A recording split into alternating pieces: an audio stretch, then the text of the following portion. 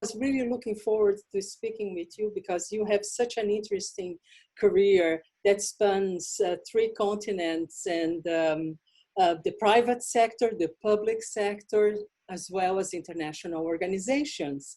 Can you tell us a bit your trajectory and how did you come to work now as a Chief Information Security Officer for the World Health Organization?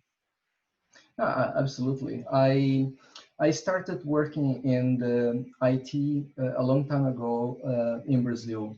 And my background is not in IT, my background is in physics. So I'm a physicist.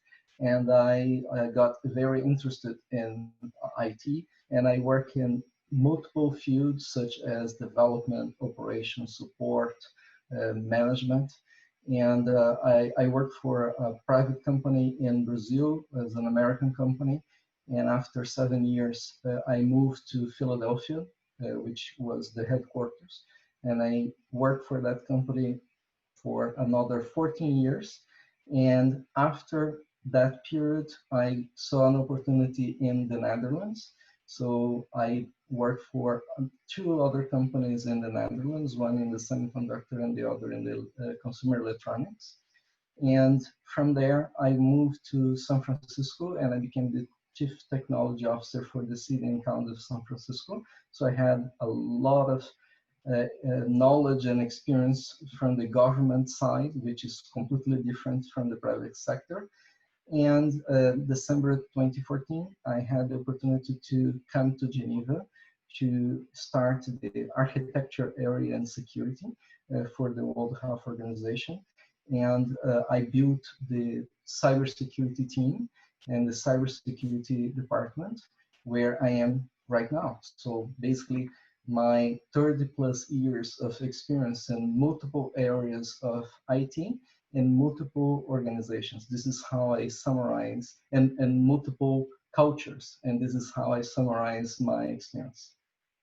And indeed, in terms of cyber security architecture and understanding the challenges present for international organizations, having lived in different and worked in different cultures is absolutely imperative in order to understand the nature of threats. Tell us a bit, what was it like in San Francisco? Did you see already, there was already a big concern and preoccupation with the questions of security as there is today? Yeah, I can share with you that the security area was always in the agenda.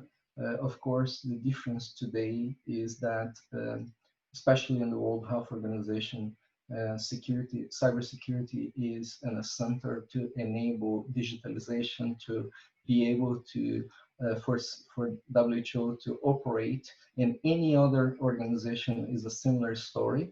But in the city of San Francisco, we concentrated in multiple areas in the information security and privacy, because privacy is very important for the citizens of the city.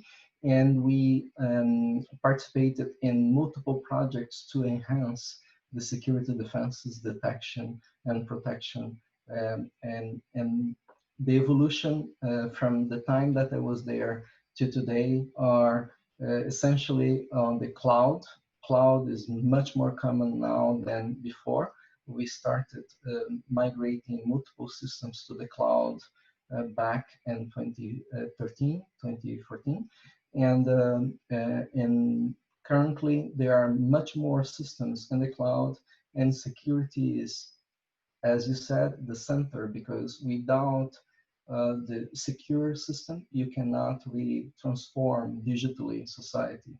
So I consider the most important enabler for any system or any country, city, company And the number one problem we see there is not much in the technology side. It is how hard it is to get knowledgeable people to work in that area. Yes, I imagine the demand is quite greater, even more so as we've moved most of our working lives online. So what would you recommend for people who are studying now in computer science or maybe in other sectors? What are what is the best way to prepare for a career in cybersecurity, you'd say?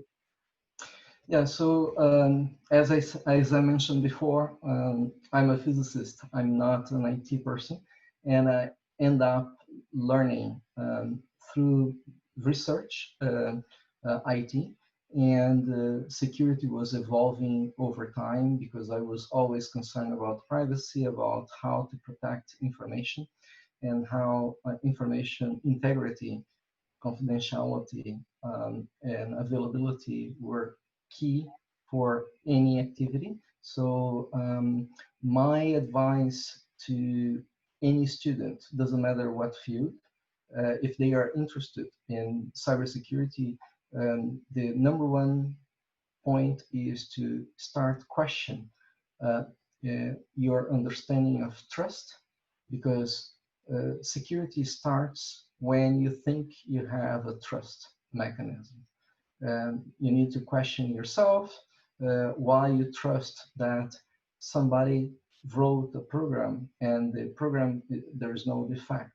Because if you look at all vendors out there, they are always patching. They are, doesn't matter what size of the company, they are always updating because programs are made by humans and humans make mistakes. So the important element is to increase your curiosity if you really like the field. Um, um, Areas that are very interesting and demanding is ethical hacking, quite important. There are other areas related to privacy and data protection that are all equally important. So it depends on your interest as a student or a candidate for a specific area, but it's all related to what curiosity, what energizes you to learn more. And cybersecurity is a moving target. It's always updating it. You need to always be, you need to always read multiple papers, multiple news, interact with multiple technical groups and learn. And amplifying the knowledge and sharing also is quite important. So those are the key elements. And to me, technology is important, but more importantly, is how we can upgrade the human OS. So the human operating system, how we think. And this is what we need to emphasize more. So just to summarize, curiosity, the eager that you're gonna learn and needs to learn all the time. So it's not a field that if you learn 10 years ago, it will be relevant today. That's not the case. And the third part is the energy to really stimulate people to think. How can we stimulate people to think? So there are areas that in the beginning you may think there's no connection. So physics, as I mentioned, but also psychology, philosophy, sociology, and those areas are equally important. It just needs to have the willingness to try, to learn, to challenge, and again, back to the trust. As soon as you trust something, that's the beginning of the problem. And you need to always be questioning. That's basically my comments based on my understanding. Excellent summary. Yes, indeed. Behavioral psychology. I think people who come from different areas of knowledge too can actually be quite good at cybersecurity because they bring different perspectives. And it is indeed a sector that requires this interdisciplinary way of looking at things, right? And it's human behavior. I love how you say the human OS, the human operating system is exactly what we need to look, because as we hear, it is most of the time it's through human behavior and mistakes and distractions that this security breaches happen. So yeah, it's a fascinating field, and I see that there is so much. I've been doing some research in the sector because I'm covering also at the United Nations, the open-ended working group on responsible norms of behavior in cyberspace, and the government group of experts that's also dealing with the responsible norms of state behavior in cyberspace. And there is a great deal of interest, renewed interest in the sector.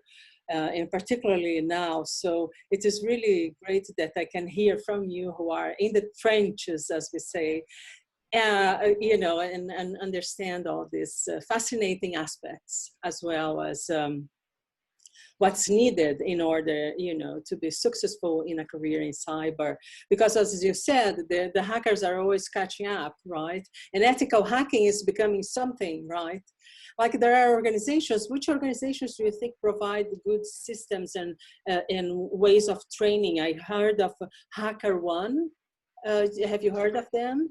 Yeah, there are multiple. There are multiple organizations, and I think the key elements are understanding what course that they are proposing, and based on your knowledge, and questioning how this will complement your knowledge and moving forward. So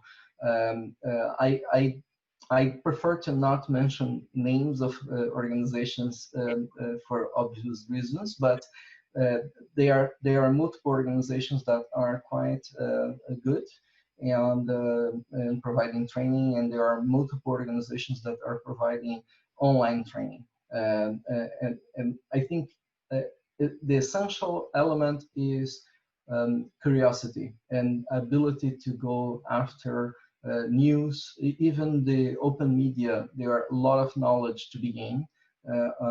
One example is there are multiple competitions related to security, and I recommend you to read or to see on YouTube or any other media this type of competition. But I think it was 2 years ago, a lady won a competition challenging a journalist, that the lady with a microphone and a phone could break into the email of that journalist. And she did that. It's called vishing. It's similar to phishing, but using voice.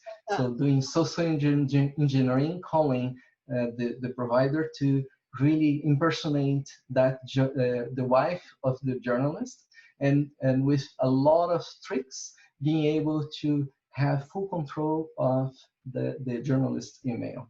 So I really recommend you, whoever that wants to get into the cybersecurity field, to first test the curiosity, ability to see what are the ways that people are breaking rules, systems, and again, using the idea, the statement, ethical hacking, that is the important component, because as soon as something is, a person detects a problem, responsibly informing the provider, so the provider can fix whatever that they found. Yes. So this is quite important. And what I would like to wrap up by saying, what is the importance of getting the whole of the organization on board. As you were saying, the operating system is the humans, right? That are, you know, busy at work and then accidentally will click on a link on an email. So what you see, it's the importance, what kind of actions that you suggest companies and international organizations start focusing on in terms of training their own personnel, their own staff? Yeah, so I recommend any organization to have a cybersecurity awareness program that includes not only training, because training, uh, it is good, but not sufficient. People think that if they take the training, they are ready, but it's similar to driving, right? So you take some training in driving, but you really know how to drive based on your experience, and you're getting the knowledge over time, and you're being tested. So the testing is quite important. So what we do in WHO is we test every month multiple employees, and we rotate. If the person really clicks accidentally, as you said, we try to generate other email phishing for the person that clicked to try again. And after the third time, then we will have a conversation with that person to help us to close the gap of knowledge. So having this approach in terms of exercising constantly, training once a year, not twice a year. So once a year, and renovated the training to make it relevant. And also giving briefings similar to what I'm just describing here with you, the importance of paying attention about phishing, especially phishing with links and attachments. More than 90% of the hacks start with phishing. So if we can talk with people to really make sure that it's worthwhile to wait a little bit more and check if the link or the file must really be open, and checks are maybe necessary, we're going to always be safe, and thinking about safe for you, your family, and the place that you work for. So it's not only a professional, it's a personal protection. Indeed. Thank you very much, Flavio Aggio from the World Health Organization here in Geneva. He is the Chief Information Security Officer. Indeed, a pleasure speaking with you. I hope we can continue the conversation as you know, things keep evolving in the field of cybersecurity. So it will be indeed very good to continue this conversation. Thank you very much once again. You're welcome. Thank you, Maya, for the opportunity. A bientôt. Thank you. Bye.